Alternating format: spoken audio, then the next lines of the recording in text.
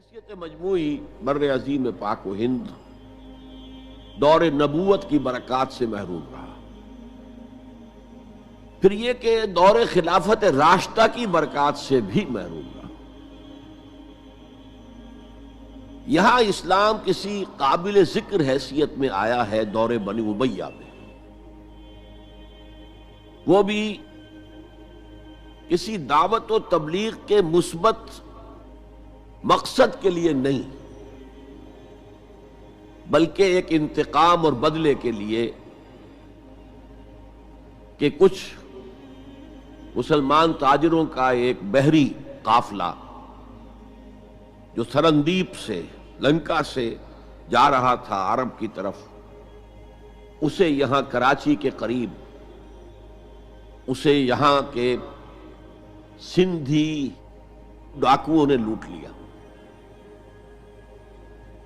اس پر مطالبہ آیا اسلامی مسلمان حکومت کی طرف سے. وہ ملوکیت تھی، اب وہ اسلامی حکومت اس معنی میں نہیں رہی تھی جس معنی میں کہ خلافت راشدہ اسلامی حکومت تھی کہ جو قیدی ہیں تمہارے پاس رہا کرو اور کمپنسیٹ کرو جو بھی نقصان یہاں ان مسلمان تاجروں کا ہوا ہے.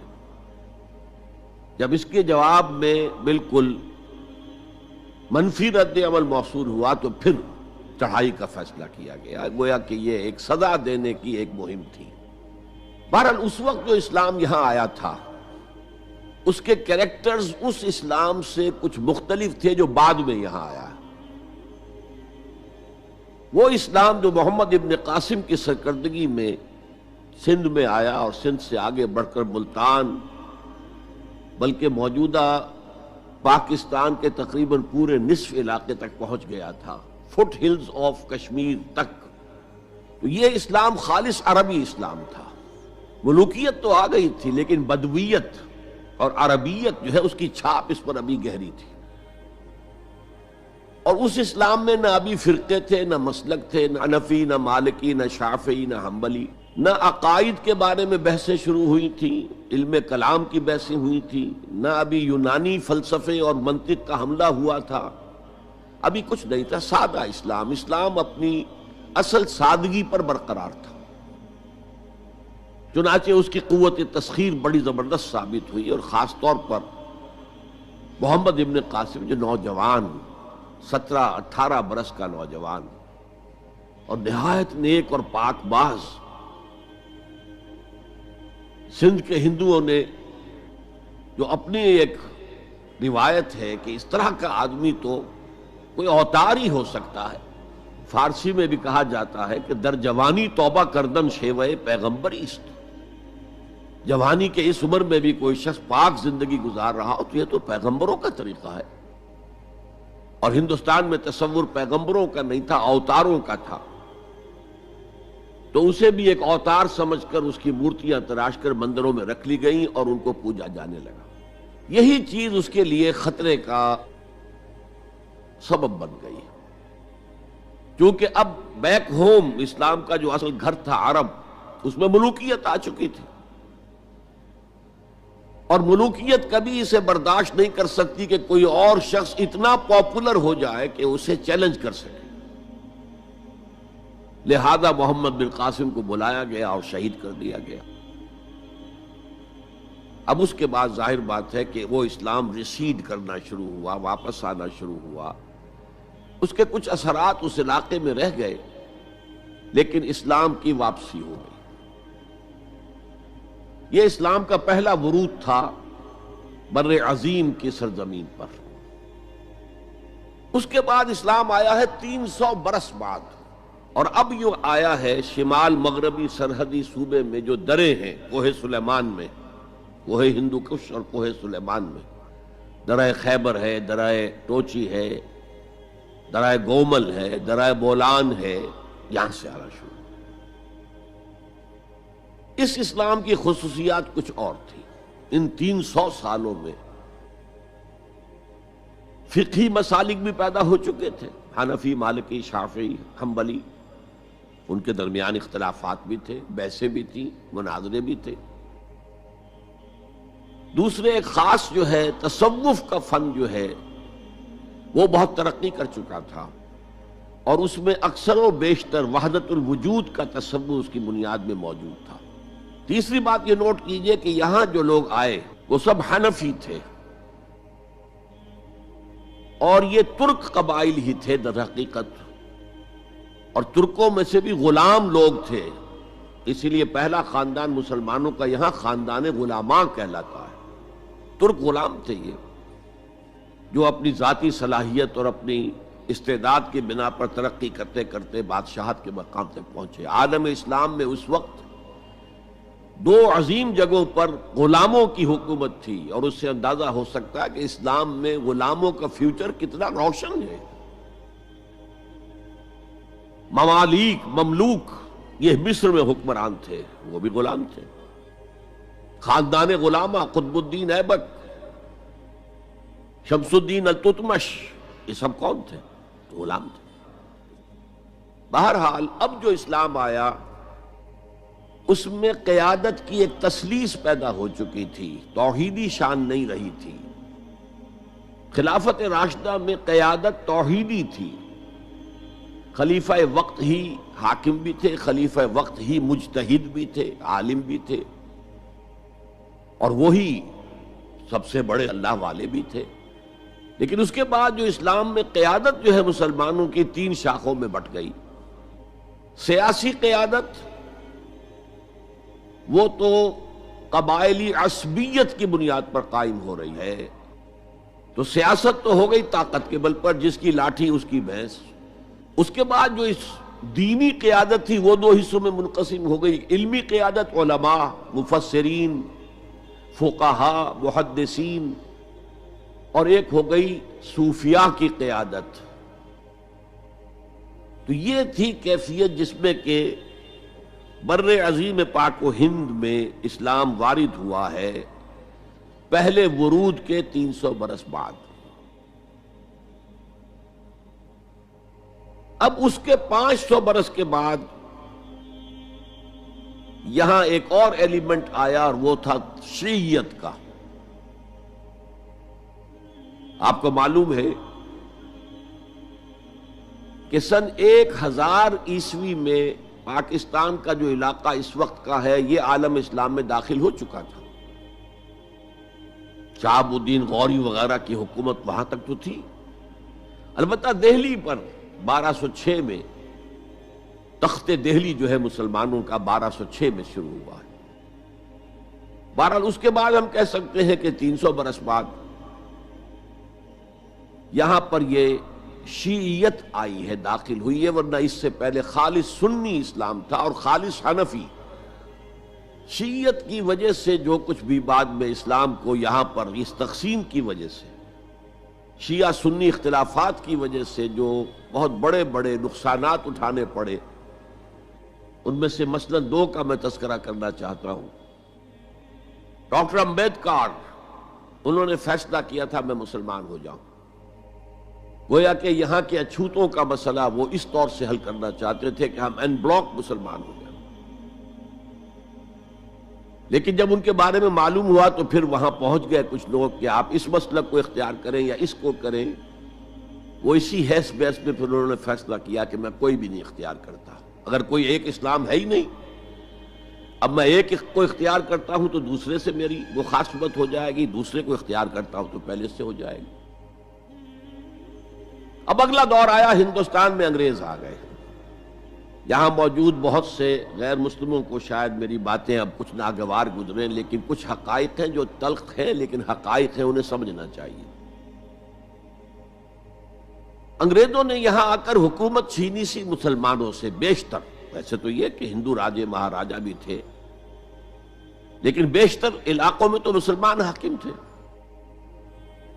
لہذا انہوں نے مسلمانوں کو دبانا بہت ضروری سمجھا، اس لیے کہ جو سابق حاکم ہو ان میں ایسپیریشنز پیدا ہوتی رہتی ہیں کہ ہم تھے یہاں کے حاکم، کیوں نہ واپس حاصل کریں۔ بغاوت کے ان کے اندر جراثیم مسلسل پروان چڑھتے ہیں۔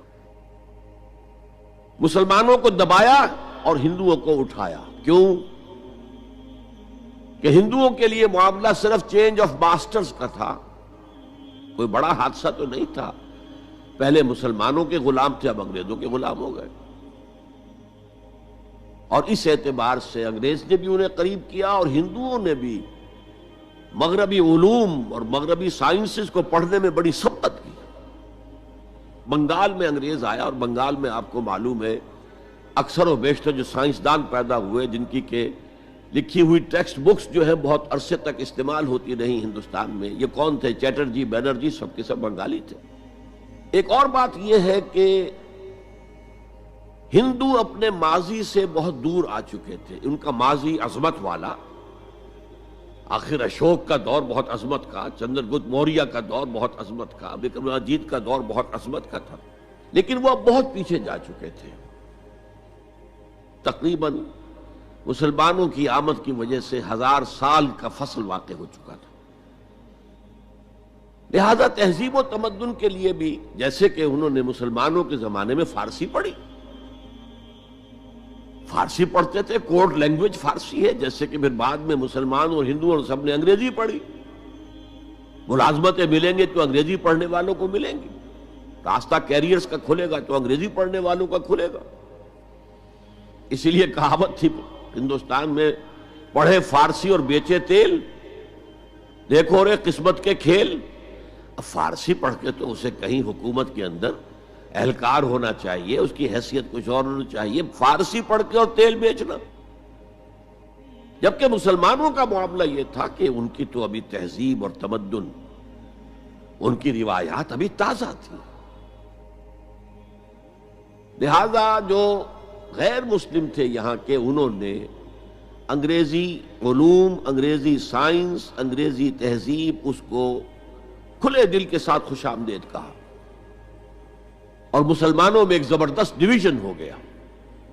بلکہ ابتدائی ری ایکشن تو بہت سخت تھا، یک طرفہ تھا، ہم نہ انگریزی پڑھیں گے، ہم نہ انگریزی علوم سیکھیں گے، نہ سائنس پڑھیں گے، ہم تو اپنے کونوں کھدروں میں، اگرچہ جو سیلاب آ گیا ہے اس کو روکنے کی طاقت تو ہم میں نہیں ہے، لیکن ہم کونوں میں جا کر بیٹھ جائیں گے، قال اللہ و قال الرسول۔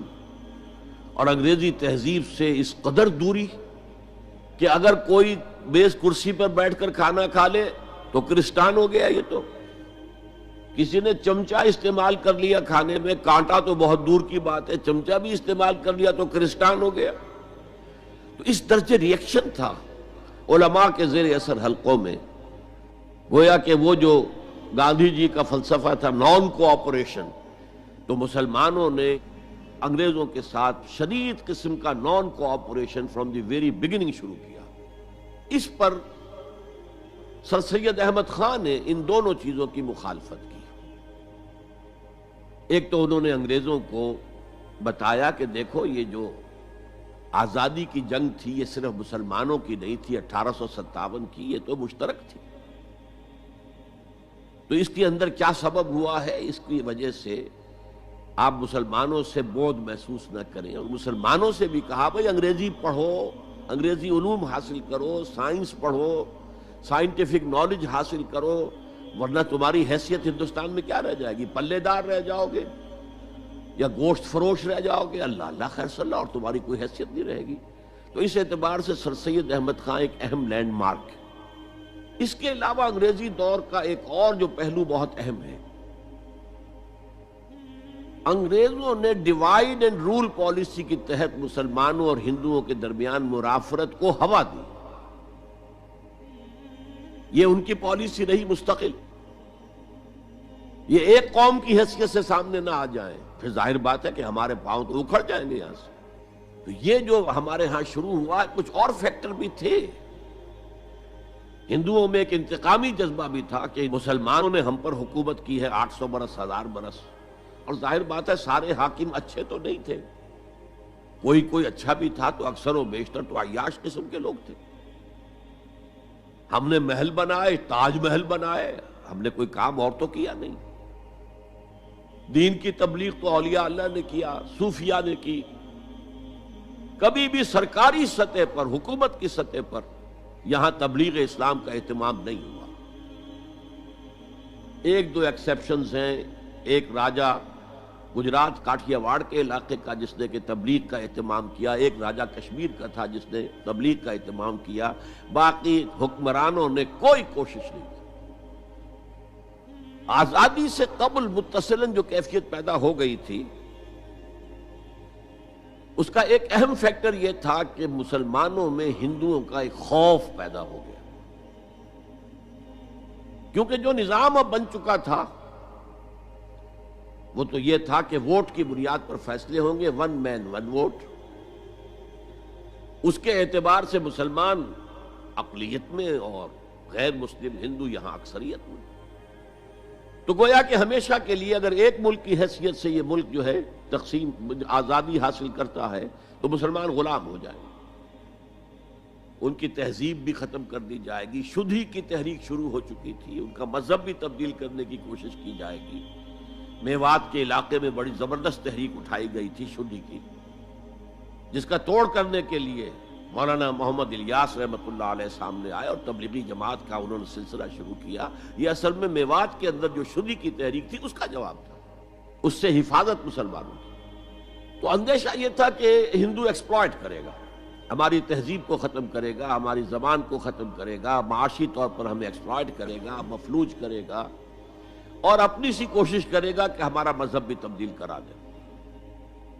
مسلمانوں کی ایک قومی جماعت، اگرچہ وہ شروع میں قومی اس کو کہنا غلط تھا، وہ نوابوں، جاگیرداروں، نواب زادوں ان کی جماعت تھی مسلم لیگ، جو 1906 میں قائم ہوئی۔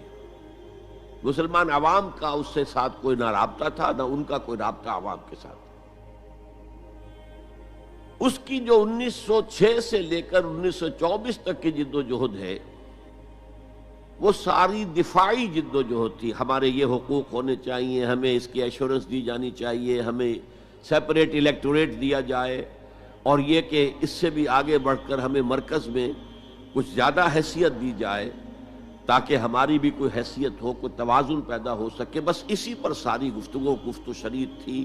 اور اس کے ضمن میں محمد علی جناح جو ہیں وہ تو پروفٹ آف لو قرار دیے گئے تھے، اتحاد کا پیغام بر۔ وہ 1906 میں تھے، انڈیا میں موجود، مسلم لیگ میں شامل نہیں ہوئے تھے، کانگریس کے رکن تھے۔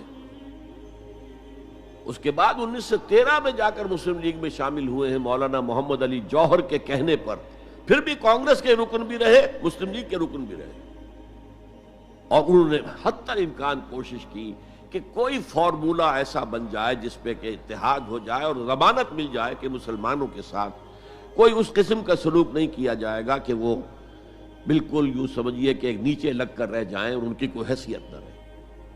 لیکن وہ ناکام ہوئے، شدت کے ساتھ ناکام ہوئے، اور پھر اس درجے مایوس ہوئے کہ ہندوستان چھوڑ کر جا کر انگلستان میں بس گئے، اور وہاں انہوں نے اپنی لیگل پریکٹس شروع کر دی۔ ایس ایم اکرام صاحب جو ایک بڑے مصنف ہیں، آب کوثر، موج کوثر، رود کوثر کے جو مصنف ہیں، وہ اہم ترین کتابیں ہیں تین مسلم انڈیا کی، political as well as cultural history, ثقافتی جو معاملہ ہے وہ بھی ساتھ ساتھ ہر دور میں کیا اس کا رنگ رہا ہے، اس کو بہت ہی سمجھیے ایک بڑے ماہرانہ انداز میں انہوں نے بہت عمدگی کے ساتھ مرتب کیا ہے۔ وہ اس وقت آکسفورڈ میں پڑھ رہے تھے، طالب علم تھے، نوجوان، وہ ملے محمد علی جناح سے۔ اس وقت تک ابھی وہ قائد اعظم کا تو خطاب انہیں نہیں ملا تھا، محمد علی جناح، اور ان سے کہا آپ ہندوستان چھوڑ کے کیوں آ گئے، ہندوستان کے مسلمانوں کو تو آپ کی ضرورت ہے۔ تو انہوں نے سخت الفاظ کہے تھے کہ ہندو ناقابل اصلاح ہے۔ یہ اس وقت کی ہندو قیادت پر ان کا تبصرہ تھا، اور مسلمانوں کا حال یہ ہے کہ ان کا کوئی لیڈر مجھ سے صبح جو بات کرتا ہے شام تک ڈپٹی کمشنر یا گورنر تک پہنچا دیتا ہے، تو ایسی قوم کی قیادت میں کیسے کروں؟ لیکن اصل میں ایک ٹرننگ فیکٹر آیا ہے، turning point in the history of Muslim league movement, and that was 1930۔ اس میں جو الہ آباد میں مسلم لیگ کا سیشن ہوا تھا، اس میں خطبہ صدارت دیا تھا علامہ اقبال نے۔ علامہ اقبال اس سے پہلے ہندوستان میں ایک سور پھونک چکے تھے کہ اب اسلام کی نشأت ثانیہ کا دور آنے والا ہے، اسلام جو ہے دوبارہ دنیا کے اندر برسر عروج آئے گا۔ ایک امید افزا صورتحال علامہ اقبال نے اپنی ملی شاعری سے پیدا کر دی تھی۔ کتاب ملت بیضا کی پھر شیرازہ بندی ہے، یہ شاخ ہاشمی کرنے کو ہے پھر برگو بر پیدا، سبق پھر پڑھ صداقت کا، شجاعت کا، عدالت کا، لیا جائے گا تجھ سے کام دنیا کی امامت کا۔ نوا پیرا ہو اے بلبل کہ ہو تیرے ترنم سے کبوتر کے تنے نازک میں شاہی کا جگر پیدا۔ اور ویسٹرن سویلائزیشن کو انہوں نے چیلنج کیا تھا، دیار مغرب کے رہنے والوں خدا کی بستی دکان نہیں ہے، کھرا جسے تم سمجھ رہے ہو وہ اب ذرے کم عیار ہوگا، تمہاری تہذیب اپنے خنجر سے آپ ہی خودکشی کرے گی، جو شاخ نازک پہ آشیانہ بنے گا ناپائیدار ہوگا۔ یہاں فرسٹ ورلڈ وار کے بعد جو عالم اسلام کی کیفیت ہوئی تھی اس پر کس قدر یاس انگیز، نا امیدی سے بھرا ہوا مرثیہ مولانا حالی نے لکھا تھا۔ قوم کی زبان اس وقت وہ تھی، قومی شاعر۔ قومی شاعر جو ہے قوم کی زبان ہوتا ہے۔ بستی کا کوئی حد سے گزر نہ دیکھے، اسلام کا گر کر نہ ابھر نہ دیکھے، مانے نہ کبھی مد ہے ہر جزر کے بعد دریا کا ہمارے جو اتر نہ دیکھے۔ اور آخر میں جو مناجات بحضور سرور کونین صلی اللہ علیہ وسلم، اے خاصہ خاصان رسول وقت دعا ہے، امت پہ تیری آ کے عجب وقت پڑا ہے، وہ دین جو بڑی شان سے نکلا تھا وطن سے پردیس میں وہ آج غریب الغربا ہے۔ اسی قسم کے مرثیے علامہ شبلی نے کہے، مولانا حمید الدین فراہی نے کہے، لیکن اقبال پہلا شاعر ہے جس نے کچھ مرثیے بھی کہے ہیں۔ جب انگلینڈ جاتے ہوئے وہ گزر رہے تھے سسلی، جزیرہ سسلی کے پاس سے جہاز گزر رہا تھا تو دل میں ہوک اٹھی ہے، کبھی یہ مسلمان جہاز رانوں کا مرکز ہوتا تھا، بیس ہوتا تھا، رولے اب دل کھول کر اے دیدہ خونابہ بار، وہ نظر آتا ہے تہذیب حجازی کا مزار، تھا یہاں ہنگامہ ان صحرا نشینوں کا کبھی، بحر بازی گاہ تھا جن کے سفینوں کا کبھی۔ کہا ہے مرثیہ بھی کہا، اقبال کے ہاں مرثیہ ہے، لیکن ساتھ ہی ایک امید افزا پیغام کہ اب دوبارہ نکل کے صحرا سے جس نے روما کی سلطنت کو الٹ دیا تھا، سنا ہے یہ قدسیوں سے میں نے، وہ شیر پھر ہوشیار ہوگا۔ یہ جو عوامی ایک فضا ان کی شاعری سے پیدا ہو چکی تھی، ملی شاعری سے، انہوں نے 1930 میں آ کر مسلم لیگ کی موومنٹ میں اس کا انجیکشن لگا دیا۔ اسی طرح چلتی ہوئی ایک تحریک تھی، 1906 سے آئی تھی، 24 برس ہو چکے تھے 1930 تک، اب اس میں ایک انجیکشن لگا دیا گیا، احیاء اسلام۔ اس خطبے میں علامہ نے ایک طرف مسلم قومیت کو بہت مستحکم کیا دلائل کے ساتھ، عمرانی دلائل، پولیٹیکل سائنس کے جو مستحکم اصول ہیں ان کی بنیاد پر کہ مسلمان ایک علیحدہ قوم ہے۔ اور نمبر 2 انہوں نے کہا، اور یہ ایک پروفیسی تھی، ایک طرح کی مستقبل کے بارے میں ایک پیشن گوئی تھی، تجویز نہیں تھی۔ پارٹیشن آف انڈیا کی تجویز تو بہت بعد میں آئی ہے، 1940 میں، یہ 1930 کی بات میں کر رہا ہوں۔ انہوں نے کہا تھا مجھے یقین ہے کہ یہ ڈیسٹنی ہے، تقدیر مبرم ہے کہ ہندوستان کے شمال مغرب میں، شمال مشرق کا انہیں اس وقت احساس نہیں ہوا تھا، ایسٹ پاکستان کا جو اب بنگلہ دیش ہے ادھر ان کی نگاہ نہیں گئی تھی، ہندوستان کے شمال مغرب کے اندر ایک آزاد مسلمان ریاست قائم ہوگی، اور اگر ایسا ہو گیا تو ہمیں موقع مل جائے گا کہ دور ملوکیت میں، جس کے لیے لفظ بڑا ثقیل استعمال کیا انہوں نے، عرب امپیریلزم، یہ بنو امیہ، بنو عباس یہ عرب امپیریلسٹ تھے، یہ عرب قوم کا امپیریلزم تھا، ان کی حکومت اسلام کی عکاسی کرنے والی نہیں تھی، اسلام کی عکاسی کرنے والی تو خلافت راشدہ تھی، ابو بکر تھے، عمر تھے، عثمان تھے، علی تھے رضی اللہ تعالی عنہ۔ تو دور ملوکیت میں یا دور عرب امپیریلزم میں جو داغ دھبے آ گئے ہیں اسلام کے چہرے پر، انہیں صاف کر کے اور صحیح اسلام کی ایک شکل دنیا کو دکھائیں، یہ انجیکشن ہے پازیٹیو مقصد کا۔ اس وقت تک، اس سے پہلے تک تحریک صرف ایک منفی جذبے پر چل رہی تھی، ہندو کا خوف، ہندو اکثریت کا خوف، ایکسپلائٹیشن کا اندیشہ، لیکن اب اسے ایک مثبت بنیاد مل گئی۔ 1932 میں قائد اعظم گئے انگلستان، لندن، گول میز کانفرنس میں، جناح صاحب اس میں شریک نہیں تھے، اس لیے کہ وہ تو ویسے ہی سیاست کا میدان چھوڑ چکے تھے۔ اس موقع پر پھر علامہ اقبال نے ملاقاتیں کی ہیں جناح صاحب سے، اور وہی انجیکشن ان کو بھی لگایا اور انہیں پھر آمادہ کیا کہ آئیں واپس ہندوستان، اور اس انجیکشن کے حوالے سے مسلمانوں نے ہند کو منظم کریں اور جمع کریں۔ تو یہ پھر تحریک پاکستان جو ہے، چونکہ مسلمانوں کے جذبات کے ساتھ اس کی ہم آہنگی، معجزہ ہو گیا کہ مسلم مائنورٹی کے پروونسز نے کس طریقے سے یکجا اور یکسو ہو کر اس موومنٹ کو سپورٹ کیا، حالانکہ انہیں معلوم ہے کہ کسی بھی حساب سے ان کے تو پاکستان میں شامل ہونے کا کوئی امکان تھا ہی نہیں، بلکہ تحریک مسلم لیگ اصل میں مائنورٹی پروونسز کی تحریک تھی۔ جو صوبے بعد میں پاکستان میں شامل ہوئے ہیں ان میں سرحد میں تو کانگریس کی حکومت تھی ٹل دی لاسٹ ڈیٹ، پنجاب میں یونینسٹ حکومت تھی ٹل دی لاسٹ ڈیٹ، صرف ایک سندھ تھا مغربی پاکستان میں کہ جو وہاں مسلم لیگ کی حکومت تھی۔ ہاں، بنگال میں مسلم لیگ کی حکومت تھی، اور بنگال ہی مولد ہے جہاں ولادت ہوئی ہے 1906 میں مسلم لیگ کی، اور طویل ترین عرصے تک مسلم لیگ کی حکومت وہاں رہی۔ اب بھی وہاں پر تحریکیں چلتی رہتی ہیں اینٹی پاکستان، 2 مرتبہ پاکستان نے ایئر فورس بھی استعمال کی ہے وہاں پر۔